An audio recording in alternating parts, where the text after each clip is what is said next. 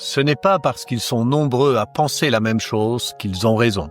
Nous vivons une époque où les évidences sont inversées, Où la lumière est suspecte et l'obscurité est normalisée. mais au cœur du vacarme, une voix murmure encore.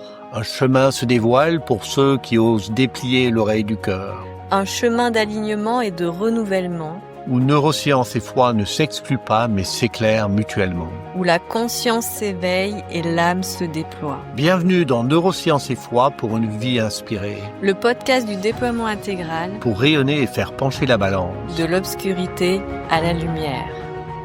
Bonjour et bienvenue dans ce 12e épisode, Vacances et Parabole du semeur, l'occasion de revenir à l'essentiel. Et oui, aujourd'hui on est dans un autre tempo pour la plupart d'entre vous, c'est-à-dire celui des vacances, celui du relâchement, celui où on respire un peu plus profondément, celui où parfois, sans qu'on l'ait prévu, quelque chose en nous s'ouvre. C'est un moment suspendu entre deux obligations, ce moment où la pression retombe et où une autre question émerge peut-être. Et si j'étais passé à côté de l'essentiel ces dernières semaines, ces derniers mois, et peut-être même cette dernière année, parce que c'est le moment du bilan aussi des vacances, et ça c'est vraiment important. Pourquoi aspire-t-on tant aux vacances? Est-ce seulement pour fuir le travail, les contraintes, les visios, les emails, la pression du patron ou des clients? Ou bien est-ce parce qu'il y a en nous une fatigue plus profonde peut-être? Un besoin d'alignement, un besoin d'écouter ce qui a été étouffé, un besoin de repos dans tout notre être. En neurosciences, on parle souvent du système nerveux autonome. Ce système qui régule notre équilibre intérieur sans qu'on en ait conscience. Et dans ce système, il y a une clé, le nerf vague, qui active l'état parasympathique. Celui qui favorise la régénération, la digestion, l'intégration émotionnelle aussi, et la paix intérieure. Et c'est aussi lui qui permet à notre cœur d'entendre. Et ça, c'est vraiment important. Parce que tant que nous sommes tendus, réactifs, hyperstimulés, notre sol intérieur est compact, comme une pierre piétinée. Rien ne peut y pénétrer. Rien ne peut y pousser réellement. Nous avons beau entendre des paroles inspirantes, elles rebondissent sur un cœur surchargé. C'est pourquoi souvent les vacances déclenchent en nous un désir plus profond que ce que l'on croyait chercher. Un désir d'essentiel. Un désir d'écouter autrement, de nous rencontrer autrement, de se rencontrer autrement et de le rencontrer autrement, pour ceux qui entendent ce que je veux dire. Et c'est là que j'aimerais vous emmener dans un enseignement central du Christ, de Jésus, une parabole fondatrice, une histoire si simple qu'on pourrait presque la balayer d'un revers de la main. Et pourtant, Jésus dira à ses disciples dans l'évangile de Marc, chapitre 4, verset 13, « Si vous ne comprenez pas cette parabole, alors comment comprendrez-vous toutes les autres ?» Autrement dit, cette parabole est la clé.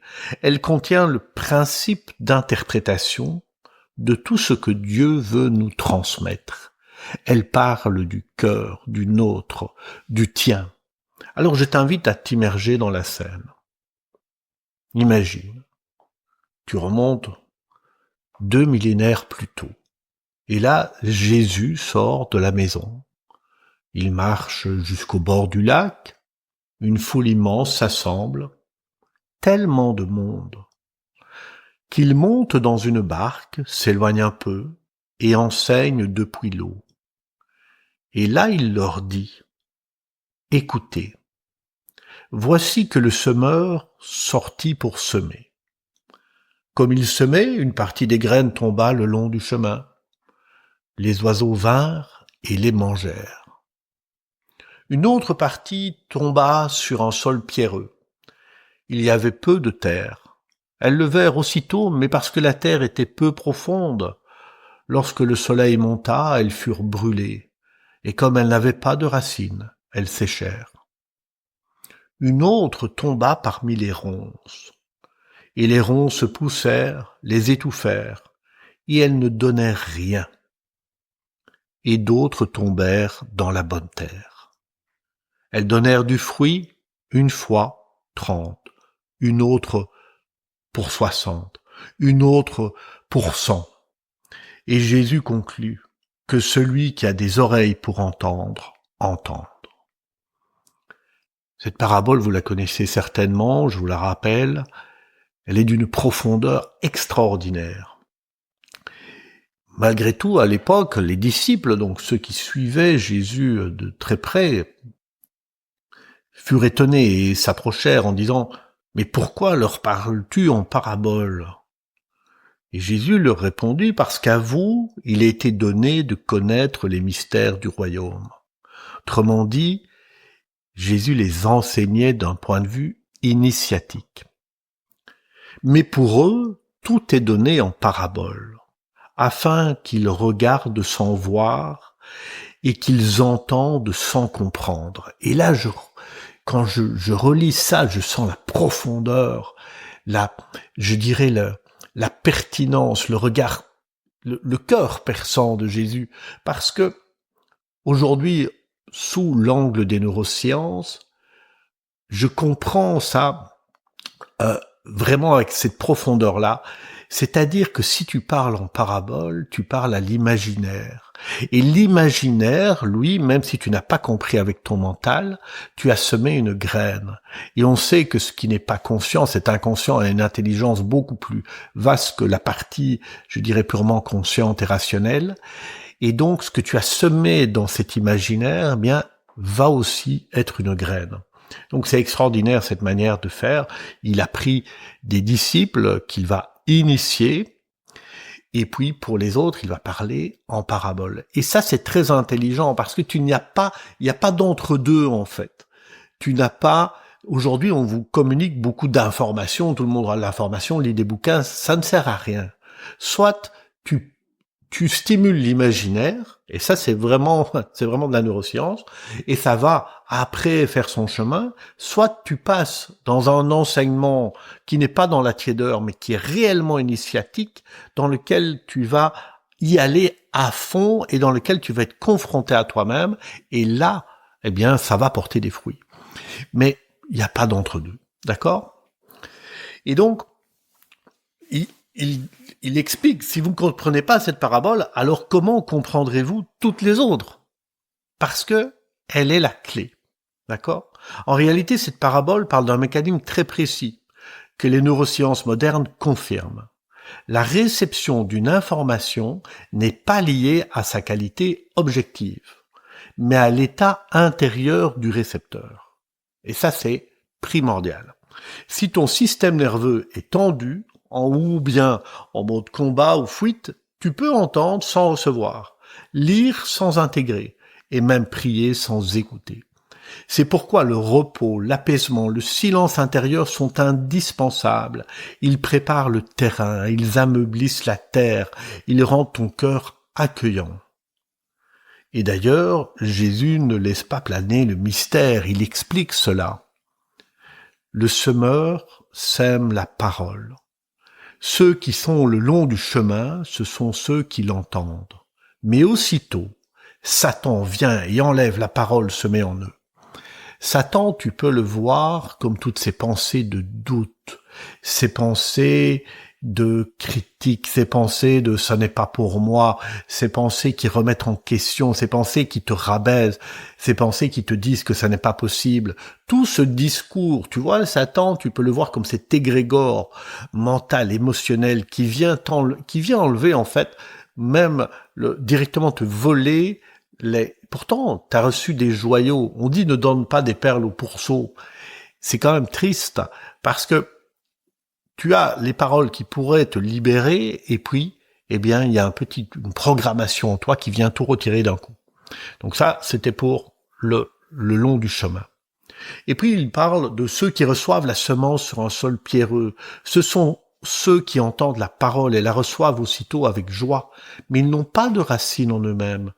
Ce sont des gens d'un moment, quand vient une difficulté, une persécution à cause de la parole, ils trébuchent. Tu vois, ils n'ont pas été dans la profondeur.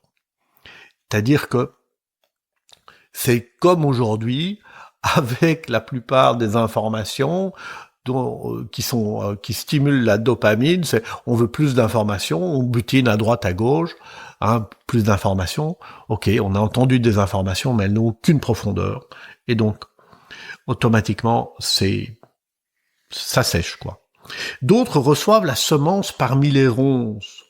Ce sont ceux qui entendent la parole, ils la mettent en pratique et leur vie s'améliore. Alors petit à petit, eh bien, la séduction de la richesse, de la notoriété, les autres désirs d'autres choses remontent à la surface, parce que ça fait partie, en fait, de l'être humain dans ce monde inversé, et étouffe la parole qui finit par devenir stérile. Et les soucis du monde, alors vont revenir, les étouffant encore plus dans le monde. Magnifique quand même comment Jésus anticipe tout ça à travers cette parabole, et je pense que vous comprenez, ceux qui sont sur un chemin spirituel, la puissance de cette parabole. Et ceux qui reçoivent la semence dans la bonne terre, eh bien sûr, ce sont ceux qui entendent la parole, l'accueillent, la mettent en pratique, gardent la foi même quand les circonstances semblent contraires, même quand le confort est là. Ils continuent d'apporter des quantas d'informations dans Aion, j'en ai parlé dans le précédent podcast, dans cette bulle de temps où on va finalement se connecter, on garde la connexion avec la création, avec le Créateur, et cela va porter du fruit, 30 pour 1, 60 pour 1, 100 pour 1.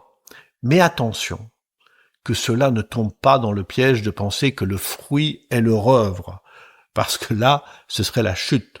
Le fruit est l'œuvre de Dieu, l'œuvre de la création. Nous ne faisons qu'arroser les semences qui contiennent les plantes, les fleurs et les fruits, et c'est un processus qui ne pourrait pas être nôtre. Je vous invite vraiment à méditer là-dessus. Alors je te pose cette question. Quel est l'état de ton terrain aujourd'hui?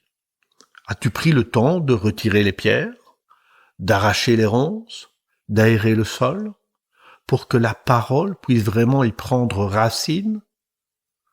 Et si tes vacances devenaient cela? Non pas une fuite ou juste un besoin de repos, mais une reconnexion. Un temps pour laisser Dieu désherber, pour ouvrir le cœur, pour que la semence tombe dans la bonne terre.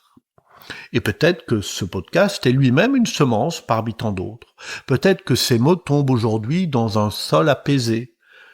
Ou peut-être que pas encore, et c'est ok. Car la bonne nouvelle, c'est que le semeur passe chaque jour, et qu'il suffit parfois d'un instant pour que le cœur se laisse travailler.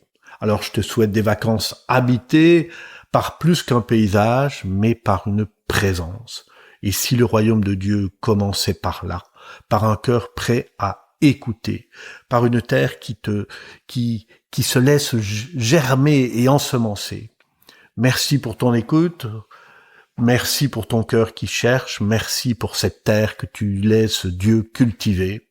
Si cet épisode t'a touché, n'hésite pas à le partager si tu veux aller plus loin, découvrir la méthode NSQ dont on parle souvent, ou simplement marcher plus consciemment dans ton propre jardin intérieur.